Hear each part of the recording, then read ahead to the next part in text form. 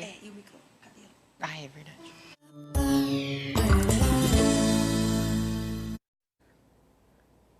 E nós estamos de volta ao vivo com Ver Mais. E olha só, Amoras, tem até um mês, né, dedicado à saúde mental, mas eu acho que é sempre bom a gente continuar falando desse assunto, né? Cuidar da nossa saúde mental. E hoje nós estamos conversando ao vivo com a Camila Sanches. A Camila Sanches é psicóloga, para entender um pouquinho mais sobre o transtorno do pânico, que a gente ouve tanto falar. Camila, seja bem-vinda, meu amor. Obrigada, muito obrigada. O pânico, quando a pessoa chega a ter um transtorno do pânico, ele vem dando sintomas mais leves antes, tipo uma ansiedade, uma depressão leve, ou ele já tem o transtorno do pânico de uma vez?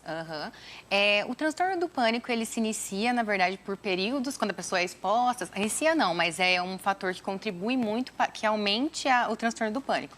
Então, para a pessoa, o transtorno do pânico, ele já seria o mais grave. É o específico, o grave, que é como se fosse um acúmulo de ansiedade. A pessoa acumulou tanto que chega em determinado momento, ela não sabe o porquê, né? São crises inexplicáveis, assim, para ela, no momento ali, pelo menos, inexplicáveis, muito fortes, que ela acha que ela vai morrer, que ela vai enlouquecer, que alguma coisa muito negativa vai acontecer naquele momento.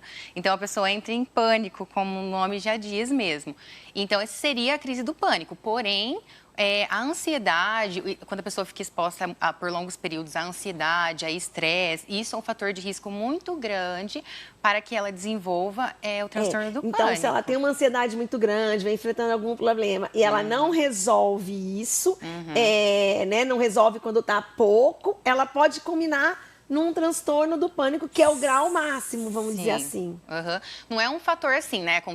A pessoa foi Uma exposta, coisinha só, ela vai né? ter o transtorno do pânico. Também não é causal, mas é um fator de risco, porque uma pessoa que é muito ansiosa, ela aumenta a probabilidade dela de ter o transtorno do pânico.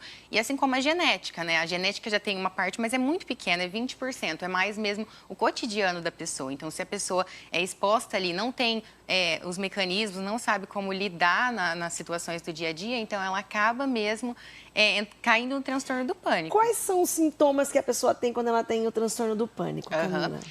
Os sintomas seria taquicardia, né? O coração acelera muito, sudorese, a pessoa começa a suar, náusea, a visão fica embaçada, da tontura na pessoa. Então, seriam mais ou menos esses sintomas, assim, esses são sintomas físicos, que geralmente as pessoas não sabem dos sintomas emocionais, elas só notam a hora que vira físico. E essas coisas acontecendo termina por confirmar aquela hipótese inicial que ela tinha de, realmente eu vou morrer, eu vou passar mal, eu vou enlouquecer aqui, porque meu corpo está dizendo isso. Tanto que o coração acelera, que geralmente as pessoas procuram o cardiologista, procuram um médico, 90% dos casos, procuram médico de estômago, seja o que for, mas nunca vai procurar um profissional de saúde mental, um psiquiatra, um psicólogo, porque elas acreditam que aquilo ali tem a ver com o físico delas. Mas na realidade é um transtorno do pânico e a maioria das vezes não tem, né? E não, assim, a gente ouve alguém falar assim, tem transtorno do pânico, então não pode ficar preso no elevador. Mas tem esse tipo de pânico, que a pessoa chegou a tanto a uma coisa que ela não consegue, mas tem aquele outro tipo de pânico que não acontece quando a pessoa tem sintomas inexplicáveis.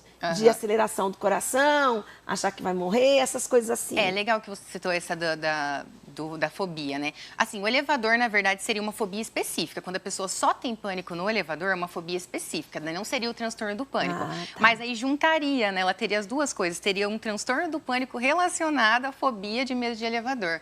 E aí também tem a agorafobia. A agorafobia é o que ela vem quase sempre junto com o pânico. A pessoa pode ter agorafobia sem o pânico também, mas geralmente vem o pânico e a agorafobia. Que é o quê? Ela tem um medo, né? Ela acontece ali uma vez com ela e ela começa a ficar com um medo excessivo de que aquilo volte. Porque ela não sabe que hora que vai voltar, como que vai voltar, o porquê que vai voltar, né? Se é que aquilo vai voltar de novo, então ela tem medo de não ter um lugar para ela sair correndo, para ela se esconder, alguém para ajudar ali, para estar do lado dela, ou ela vai passar uma vergonha, vai ser julgada, que é um dos maiores medos do ser humano, né? Nesse ponto. Então, é bem embaraçoso. Então, isso é agorafobia. É o medo de ter a crise, que eu acho que a pessoa ela acaba tendo a crise depois, isso mantém. né? O tratamento psicoterápico também tem que ter acompanhamento com remédio ou o pânico você consegue só de sessões de terapia, Camila? O pânico a terapia é o principal tratamento que tem para o transtorno do pânico. Porém, em alguns casos, por exemplo, a pessoa tem pânico ao ir ao trabalho, ela não vai conseguir ir ao trabalho. Então, ela precisa ali fazer uma intervenção medicamentosa para ela conseguir ir até a terapia ou não parar de ir pelo menos ao trabalho para ter alguma coisa nas mãos dela ali. Então, às vezes precisa de uma intervenção medicamentosa, mas mesmo quando se tem intervenção medicamentosa, é interessante a terapia. Que tem resultados muito E você falou também genética. Então, se a mãe teve, a avó teve, provavelmente a filha pode correr o risco de ter. E aí também. eu digo que nem não é só pela genética, é também pela convivência. Né? Porque aí convive ali com a pessoa que tem... A pessoa é muito ansiosa, então ela vai se precaver, ela vai parar de sair em alguns lugares que ela vai evitar alguns locais, vai ficar o tempo todo, cuidado com isso, cuidado com aquilo. Uma mãe, por exemplo, Nossa. né? Que tem o filho, cuidado com isso, cuidado com aquilo. O filho já começa a ficar ansioso, assim, e até que desenvolve. Eu tenho que ter medo disso. Então, é mais ou menos uma mensagem de código. Olha, tem um perigo aqui. É mais ou menos assim que chega.